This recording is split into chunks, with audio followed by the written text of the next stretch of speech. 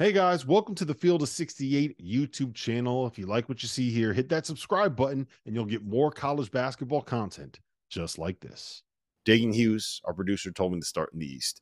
UConn is the 1 seed. We have 3 of last year's 4 Final Four teams in this bracket. We have the number 4 seed, Auburn Tigers, who are a top 5 team on KenPom and just won the SEC tournament. You have Illinois, you have Iowa State, who was the other team that we thought was going to have a shot to be able to win the 4th number 1 seed. They went out and they won the Big 12 tournament. Illinois won the Big 10 tournament. You have 4 conference tournament champions in the top 4 seeds in the East region, potentially heading to Boston. Jeff, let's start with this. Where do you see UConn potentially getting tripped up in this bracket?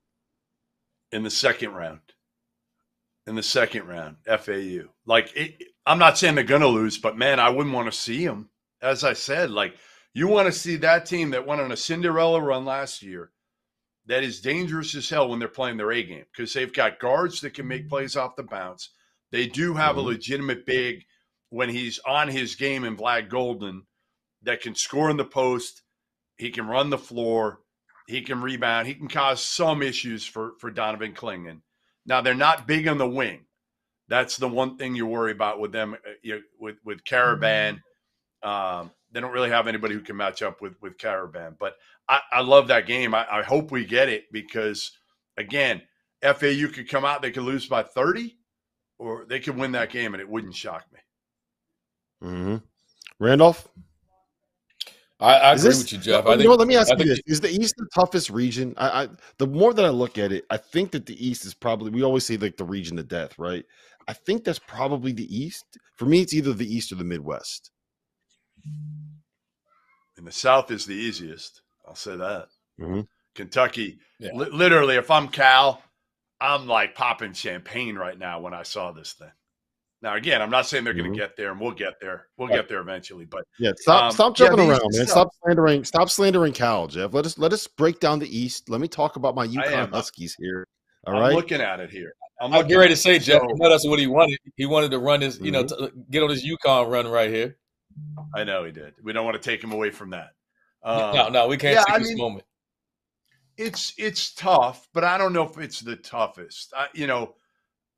Again, Iowa State, they're really good. Are they as scary as Arizona or Tennessee? Probably not. Most teams would say they'd rather play Iowa State than Tennessee or Arizona. Illinois, they're dangerous, but again, they haven't done anything in the NCAA tournament under Brad or under anybody in a long time. San Diego State's not the same team. Auburn doesn't scare me. So I don't think the East is that tough. I just think UConn's got a really, really scary second round game. Much scarier than probably any other number 1 seed.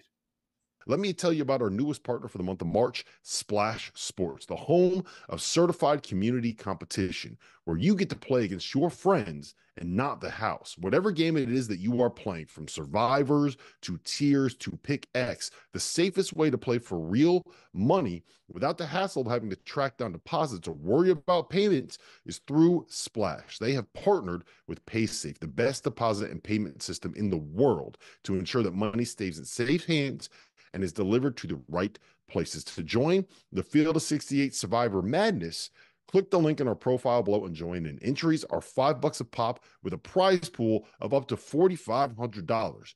Winner take all. Randolph? I think the scariest thing about it, Jeff, is that, whether people want, when you get into these games, they can get boo-booed as well.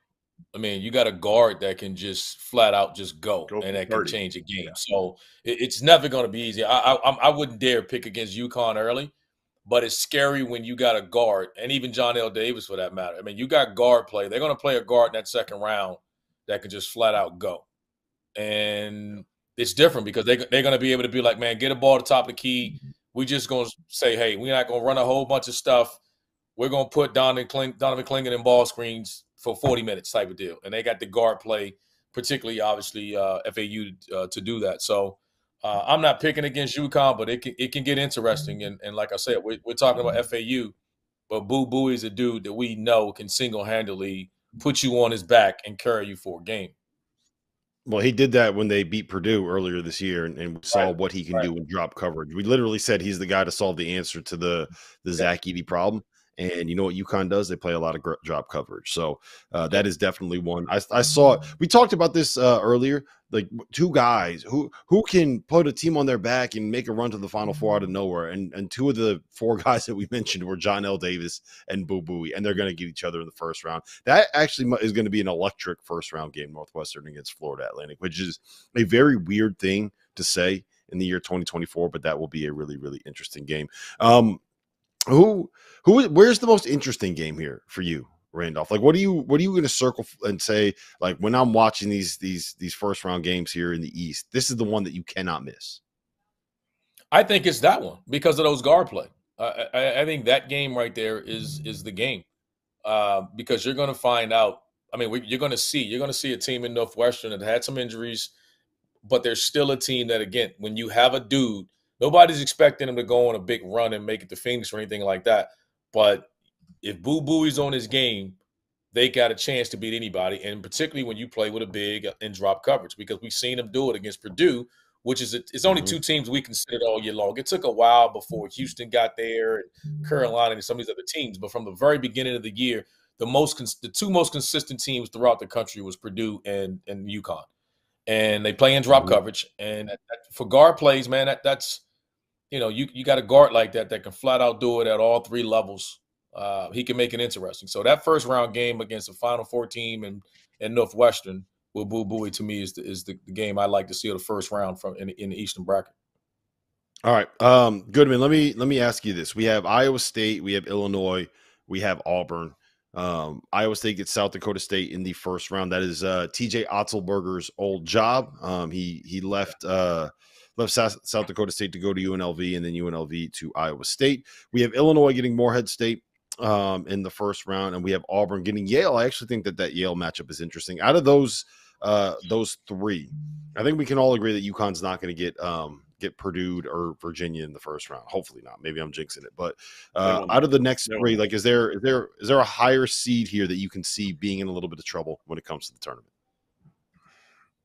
I mean, you want to say Yale, right? Don't you, over Auburn? Just because while Auburn's guards are way more athletic than Yale's, they're not guys that are going to, like, they're not lightning quick, So, like, and again, Yale, they struggled today, but they've got really talented bigs. They've got 3 or 4 guys that can really hurt you. They've got shooters.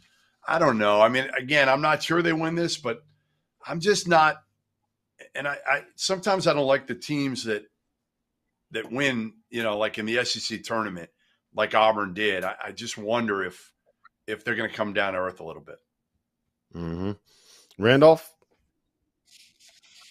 I don't consider like a 7-10. When I started talking about upset, I'm looking at traditionally like the 5-12 game. And for a UAB team that coming in off winning the conference tournament, against San Diego State, a team that we were all up and down. I mean, they're a tournament team, no question, but we were kind of questioning with Lee being your best players. How good can they be? That's an interesting game, an interesting matchup for me. But I think we'll dive into it as we get throughout the show. But it's always look for that as like the upset bracket at the moment. The 5-12 game is always the more interesting one. 7-12, I think, is just a decision on who's in those spots.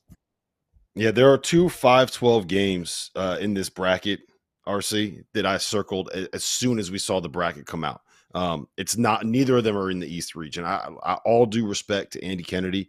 I think that they are walking into a, you got a San Diego State team that is old. You got an All-American 5, man. You got guards that have been through it before, and you got Brian Dutcher, who knows how to be able to go out and win games in March. I think that's a really, really tough matchup for UAB in the first. A UAB team that needed to win the AAC's automatic bid to get that 12 seed and get in the tournament.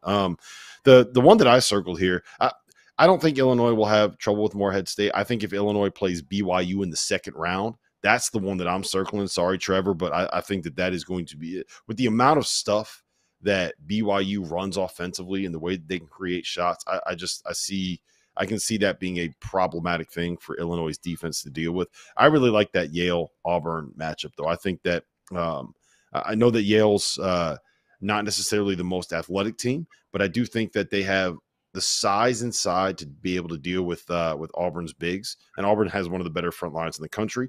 And I'm just not that concerned about Auburn's backcourt. So I like that Yale Auburn. The best month of the year is here, which is why you need to know that we are now partnered with BetMGM. We'll be using BetMGM lines to make all of our picks, and we'll have special offers for the listeners and the viewers of the Field of 68 all through the NCAA tournament. If you haven't signed up for BetMGM yet, you can use the bonus code FIELD, and you will get up to a $1,500 first bet offer on your first wager with BetMGM, regardless of whether or not that bet hits. Here's the best part. All you need to do is deposit and bet $10 of your hard-earned money. This is how you make it work. Download the BetMGM app and sign up using the bonus code FIELD. Deposit at least $10 and place your first wager on any game, and you get up to $1,500 in bonus bets, regardless of the outcome of your bet. Just make sure you use that bonus code FIELD when you sign up. Most importantly, we do have some fun stuff coming for the conference tournaments and especially for the NCAA tournament. Bet insurance tokens,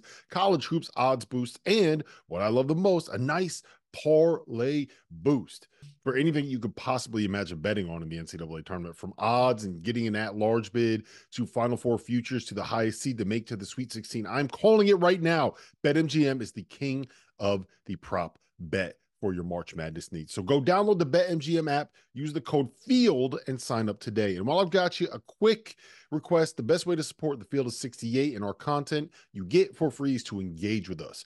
Rate and review the pod, like and share the YouTube videos, tell your friends about us. It helps in a world where the algorithm is king.